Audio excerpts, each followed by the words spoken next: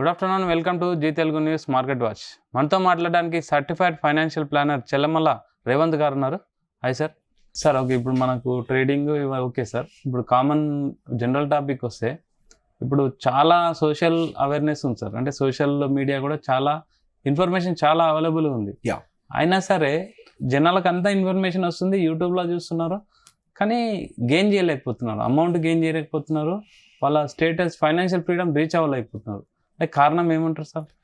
So ఇక్కడ ఒక చిన్న విషయాన్ని మనం అర్థం చేసుకోవాలి.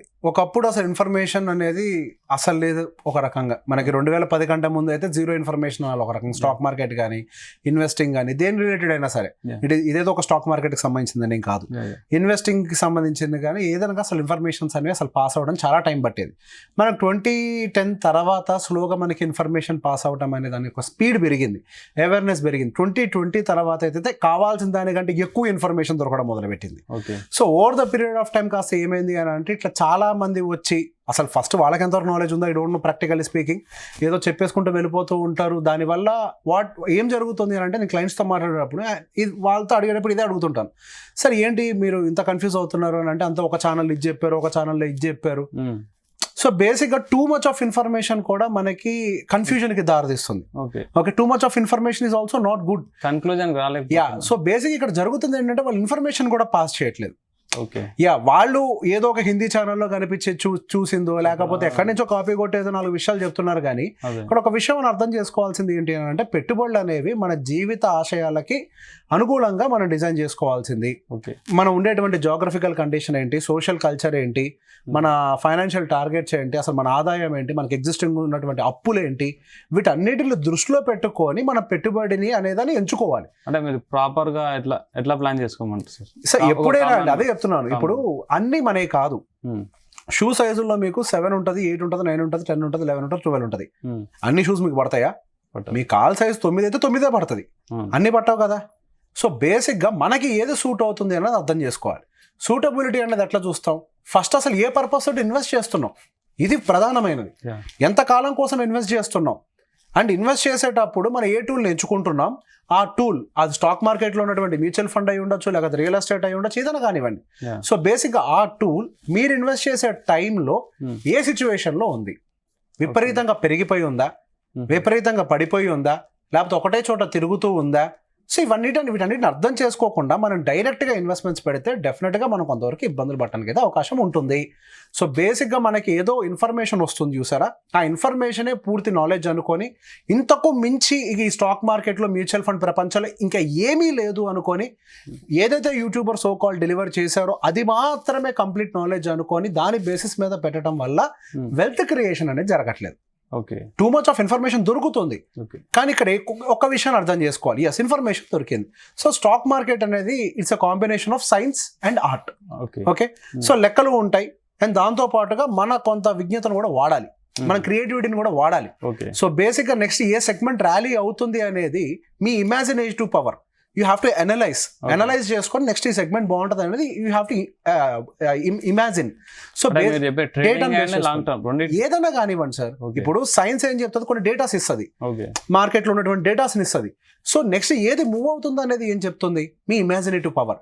సో నేను అదే చెప్తాను, stock market is a combination of science and art. So బేసిక్గా దాని అంతటి హ్యూజ్ సబ్జెక్ట్ని తీసుకొని వచ్చి సింపుల్గా ఏదో ఒక 10-15 minutes వీడియోలో అర్థమయ్యేలాగా నేను చెప్పేస్తా, ఈ ఒక్క వీడియో చూస్తే మీకు స్టాక్ మార్కెట్ మొత్తం తెలిసినట్టే, ఒక బంపర్ బొనాన్జా స్ట్రాటజీ ఇది, 1,00,000 పెట్టండి 10 కోట్లు సంపాదించండి, ఏవి వర్కౌట్ కావు.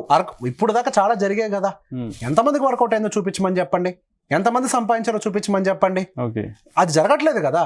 సో ప్రాబ్లం ఏంటి అని అంటే మనం జస్ట్ ఇన్ఫర్మేషన్ అంటే అవేర్నెస్, ఓకే ఇటువంటి ఇన్వెస్ట్మెంట్ ప్రోడక్ట్స్ కూడా ఉన్నాయి అన్నంతవరకు తీసుకోవడానికి పనికొస్తుంది. 2, మీరు ఏదైనా అడ్వైజర్ దగ్గరికి వెళ్ళినప్పుడు ఆ అడ్వైజర్ మీకు ఏమైనా ముచ్చట్లు చెప్పేటప్పుడు, అంటే ఏమైనా విషయాలు చెప్తూ ఉంటారు, కొంతమంది నాలెడ్జ్తో చెప్తారు, కొంతమంది నాలెడ్జ్ లేకుండా ముచ్చట్లు చెప్తారు.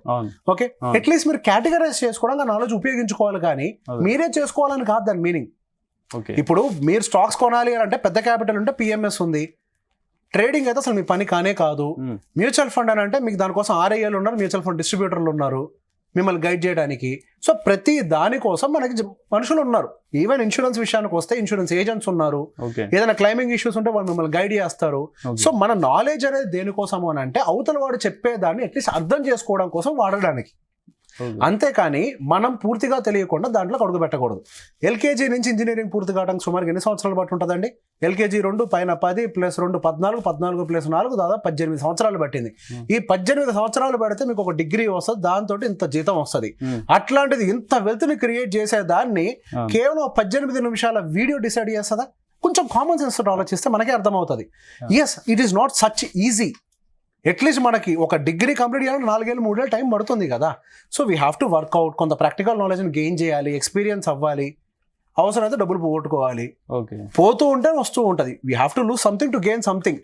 సో నేను మార్కెట్లో ఒకటే విషయాన్ని నమ్ముతా, అటు వెల్త్ క్రియేషన్ కానీ స్టాక్ మార్కెట్ కానీ ఏదైనా కానివ్వండి, ఒక మనిషి సక్సెస్ఫుల్గా ఉండాలి అని అంటే 99 మిస్టేక్స్ చేసేయాలి. ఒక మనిషి ఎన్ని మిస్టేక్స్ చేయగలుగుతాడో అవన్నీ చేసేసాడు అనుకోండి, ఇక ఆ మనిషి సక్సెస్ఫుల్లే, ఇంకేం మిగలలేదు. హీ నో, అతని జీవితంలో తెలుసు ఎన్ని రకాల మిస్టేక్స్ చేస్తే మనం బయటికి వెళ్ళిపోతాం గేమ్ నుంచి, మనం ఓడిపోతాం లైఫ్లో అని. సో ఇంకొకసారి అవి చేయడు. కానీ ఇక్కడ ప్రాబ్లం ఏం జరుగుతుందంటే, ఎందుకు వెల్త్ క్రియేట్ చేయలేరంటే 1-2 దెబ్బలు తగలగానే భయపడి పారిపోతున్నారు. నేర్చుకునే ప్రయత్నం కూడా పూర్తిగా చేయట్లేదు. ఇది దాన్ని ఏదో అంటారు చూసారా, హాఫ్ కుక్డ్ నాలెడ్జ్ లాగా మిడిమిడిగా మనం ప్రయత్నం చేస్తున్నాం. చేసేదాన్ని పూర్తిగా చేస్తామా అంటే చెయ్యం. ఓవరాల్ మీరు అనేది సార్ అంటే వాళ్ళు కాన్స్టెంట్గా ఉండట్లేదనే. ఇప్పుడు ఒకటి సార్, కాన్స్టెంట్గా ఉండాలి అని అంటే మీ ఫుల్ టైం జాబ్ అయి ఉండాలి. మీ ఫుల్ టైం జాబ్ కానప్పుడు మీరు ఎట్లుంటారు కాన్స్టెంట్గా? అది మీకు అన్నం పెడుతుందా? ఇప్పుడు మీరు కాన్స్టెంట్గా ఉండాలి అంటే ముందు మీ కడుపు నిండి ఉండాలి. కడుపు నిండకుండా మీరు ఎట్లుంటారు కాన్స్టెంట్గా? మీకు అన్నం ఏది పెడుతుందో ముందు దాని మీద ఫోకస్ పెట్టండి. మనకు తెలియని దాని మీద ఎవరైతే ప్రొఫెషనల్స్ ఉన్నారో వాళ్ళని అప్రోచ్ అవ్వాలి. కానీ మనకు తెలియని ప్రతి ఒక్కటి మంది కాదండి. ప్రతి దాన్ని వాటేసుకునే ప్రయత్నం చేయొద్దు. ఇప్పుడు నిప్పు కూడా కలర్ఫుల్గా కనిపిస్తుంది, చాలా కలర్ఫుల్గా ఉంటుంది. దాంట్లో రకరకాల షేడ్స్ ఉంటాయి. బ్లాక్ ఉంటుంది, గ్రే ఉంటుంది, ఆరెంజ్ ఉంటుంది, రెడ్ ఉంటుంది. ముట్టుకుంటే చెయ్యి కాలిపోద్ది. కనిపించిందంతా ఈ బ్యూటిఫుల్గా అన్ని ఉండవు. ముట్టుకుంటే మార్కెట్ కూడా అటువంటిది, ముట్టుకుంటే చేతులు కాలిపోతాయి. Okay, thank you very much sir. ఇది రేవంత్ గారు చెప్పేది ఏంటంటే, ఒక అబ్జర్వేషన్ స్టడీ ఉండాలని చెప్తున్నాడు. ఒక 18 yearsతో ఒక స్టడీ చేస్తాము. అలాగే మనీ వెల్త్ని క్రియేట్ చేసేదాన్ని ఒక 5 నిమిషాలు 10 నిమిషాలు వీడియోతో కోట్లు సంపాదించడం అనేది సాధ్యం కాదు. ఒకవేళ సాధ్యమైనా దానికి అబ్జర్వేషన్ స్టడీ చాలా ఉండాలి. టెక్నికల్ అడ్వైజర్స్ యొక్క వాళ్ళని ఎక్స్పర్ట్స్ యొక్క అడ్వైస్ తీసుకోవాలని చెప్తున్నాడు. Keep watching Zee Telugu news.